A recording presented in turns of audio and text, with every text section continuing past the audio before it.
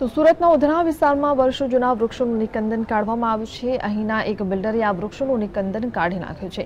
બિલ્ડરે અસંખ્ય વૃક્ષો કાપી નાખતા ગાર્ડન વિભાગના અધિકારી ઘટનાસ્થળે પહોંચી જાત તપાસ કરી છે। સાથે જ બિલ્ડર સામે કાયદેસરની કાર્યવાહી કરવાની તજવીજ પણ હાથ ધરી છે। આ વિશે વધુ માહિતી આપી રહ્યા છે મારા સંવાદદાતા રાકેશ।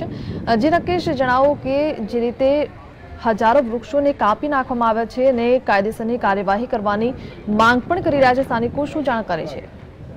जी हिना, सूरतना उधना विस्तार से बरोडा रेयोन कंपनी आवेल छे, ज्यां बरोडा रेयोनना कर्मचारीओ अने कंपनी वच्चे छेल्ला लांबा समयथी न्यायिक प्रक्रिया चाली रही छे।